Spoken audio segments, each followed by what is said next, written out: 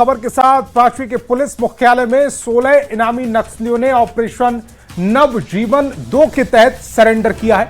इनमें एक regional commander, 3 zonal commander, 2 सब जोनल कमांडर, 6 एसीएम और 3 कैडर शामिल हैं। सरेंडर के दौरान माओवादियों ने 11 आधुनिक हथियार, 38 मैगजीन और 1562 कारतूस भी सुरक्षा बलों को सौंपे। डीजीपी तदाशा मिश्रा ने कहा कि आज फिर झारखंड के लिए स्वर्णिम दिन है।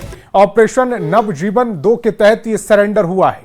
तो बड़ी खबर रांची से, जहां पुलिस मुख्यालय में 16 इनामी नक्सलियों ने ऑपरेशन जनजीवन 2 के तहत यह सरेंडर किया है। तस्वीर भी इस समय आप अपनी टेलीविजन स्क्रीन पर देख पा रहे होंगे। इनमें से एक रीजनल कमांडर है, 3 जोनल कमांडर हैं, 3 सब जोनल कमांडर हैं, 6 एसीएम और 3 कैडर शामिल हैं। सरेंडर के दौरान माओवादियों ने 11 आधुनिक हथियार, 38 मैगजीन और 1562 कारतूस भी सुरक्षा बलों को सौंपे हैं। डीजीपी तदाशा मिश्रा ने कहा है कि आज फिर झारखंड के लिए स्वर्णिम दिन है। ऑपरेशन नवजीवन 2 के तहत यह सरेंडर हो रहा है।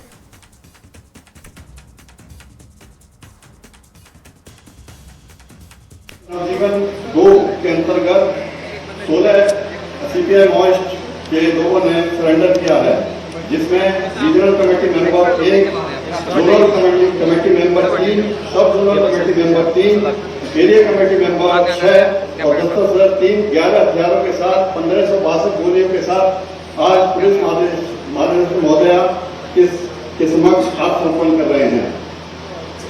उल्लेखनीय है कि इसमें मिसिर बेसरा का बॉडीगार्ड सनी शर्मा आ गया है हम लोगों के पास। संतोष महतो उस गांधी जिसके ऊपर 200 से ऊपर कांड थे, वे भी आज संकुल कर रहे हैं। चंदन लोहरा, जयकांत मुंडा उर्फ दूंगा, जिसके ऊपर भी 100 से ऊपर कांड थे, वो भी समर्पित कर रहा है। इसके अलावा ये बताना चाहेंगे कि 8 कमांडर व दस्ता सदस्य, जिसके अंदर 3 पुरुष व 5 महिलाएं हैं, छत्तीसगढ़ राज्य में हम लोगों के ऑपरेशन में जो यहाँ दबाव पड़ा झारखंड के द्वारा, उसके द्वारा ये वहाँ समर्पण कर रहे हैं। यह एक स्वर्णिम दिवस हम लोग सबके लिए है, जिसे पिछला बार की तरह नवजीवन ऑपरेशन नवजीवन 1 की तरह नवजीवन 2 में आज करीब 24 नक्सल्स सरेंडर कर रहे हैं।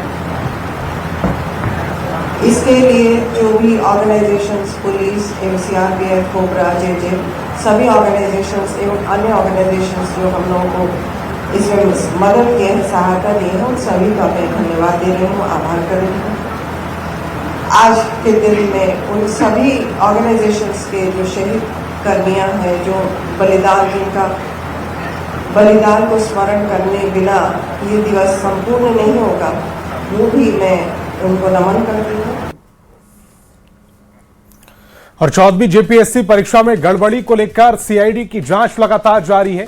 अब जेपीएससी के पूर्व अध्यक्ष एल ख्यांगते से सीआईडी पूछताछ कर रही है। सीआईडी ने सोमवार को एल ख्यांगते को समन भेजा, जिसके बाद आज वो सीआईडी के ऑफिस पहुंचे। आपको बता दें कि इससे पहले सीआईडी पूर्व परीक्षा नियंत्रक समेत कई अधिकारियों से मामले की पूछताछ कर चुकी है।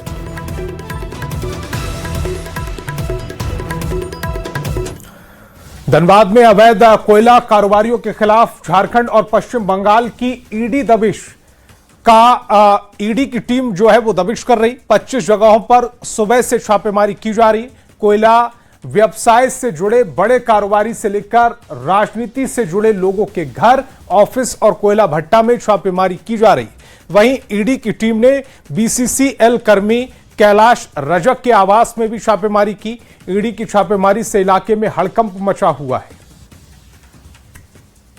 ईडी की टीम ने दबिश दी है और दर्जनों स्थानों पे ईडी की टीम की छापेमारी सुबह से ही जारी है। और अभी हम सोनारडी ओपी क्षेत्र के सोनारडी में है, जहां पर कि यह घर जो है बीसीसीएल कर्मी कैलाश रजक का है।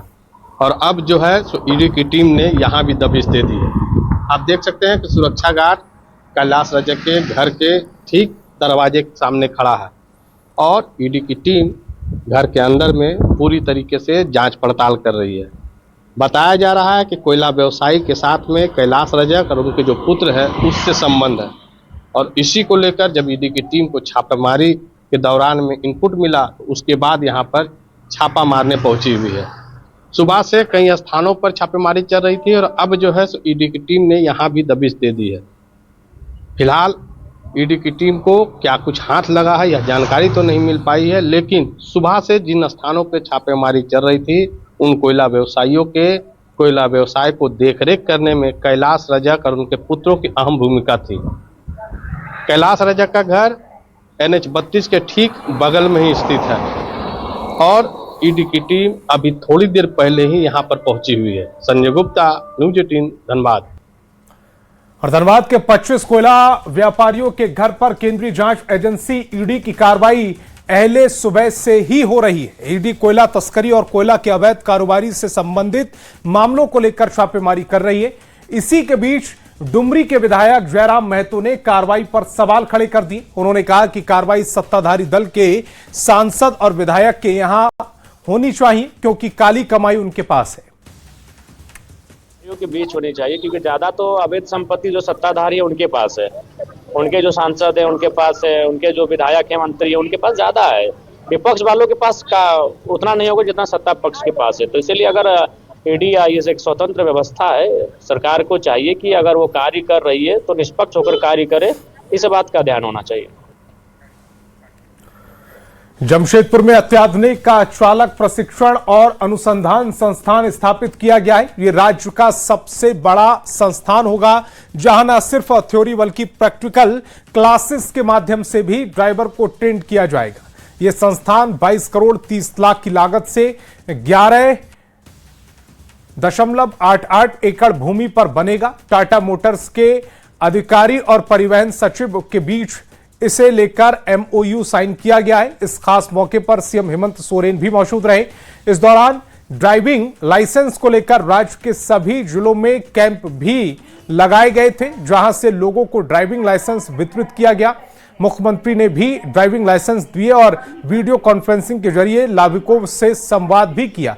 मुख्यमंत्री ने कहा कि टाटा मोटर्स के साथ MOU राज्य में मील का पत्थर बनेगा क्योंकि ये ट्रेनिंग इंस्टीट्यूट अनुसंधान केंद्र के रूप में कार्य करेगा जिससे यातायात सुरक्षित होगा। मुख्यमंत्री ने कहा है कि कई बार ऐसी शिकायतें आती हैं कि जाति प्रमाण पत्र, मृत्यु प्रमाण पत्र के साथ ड्राइविंग लाइसेंस नहीं बन पा रहा है।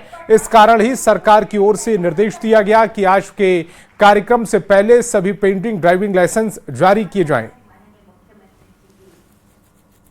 टाटा मोटर्स के द्वारा ये संचालित संस्थान होगी और मुझे उम्मीद है कि राज्य में जो भी छोटी गाड़ी चलाने वाले हों, बड़ी गाड़ी चलाने वाले हों, हर तरीके का एक बेहतर सॉल्यूशन लेकर के लोगों को बताया जाएगा। क्योंकि माइनिंग बेल्ट ज्यादा है हमारे झारखंड में और इस तरह से ट्रेनिंग, कौशल ट्रेनिंग, उनको आधुनिक ट्रेनिंग प्राप्त होगा तो अपने रोजगार के दिशा में भी आगे बढ़ पाएंगे और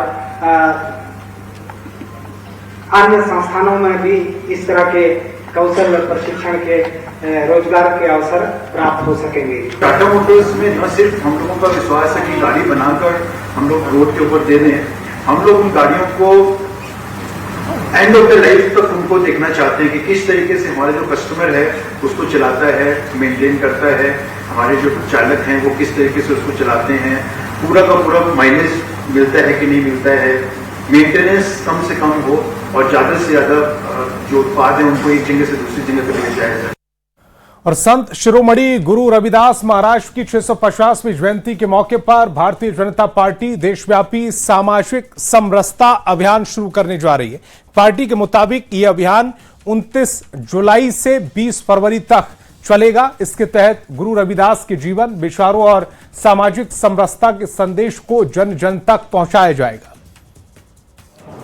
और भारत को संदेश देने वाले जो संत शिरोमणि गुरु रविदास जी को जाने, समझे और अनुकरणीय बनाए और एक समरस जीवन बनाए, समरस समाज बनाए और समरस राष्ट्र बनाए, इसमें सबका योगदान है। और झारखंड में चल रही एसआईआर प्रक्रिया को लेकर कांग्रेस ने चुनाव आयोग का दरवाजा खटखटाया। प्रदेश अध्यक्ष केशव महतो कमलेश के नेतृत्व में कांग्रेस प्रतिनिधिमंडल ने मुख्य निर्वाचन पदाधिकारी को ज्ञापन सौंपा और एसआईआर की समय सीमा 15 दिन बढ़ाने की मांग की। कांग्रेस का तर्क है कि श्रावणी मेले की शुरुआत होने से देवघर, दुमका और आसपास के इलाकों में बड़ी संख्या में लोग व्यस्त रहेंगे, जिससे मतदाता पुनरीक्षण की प्रक्रिया प्रभावित हो सकती है। को समय मांगेंगे कमीशन के पास में, वो ऑलरेडी दोनों डिस्ट्रिक्ट इलेक्शन ऑफिसर का डीसी का बोल दिया गया और उनका प्रपोजल भेजने के लिए, तो 5 अगस्त के बाद समय बढ़ाने के लिए है, इसलिए सावन का लेकर समय बढ़ेगी।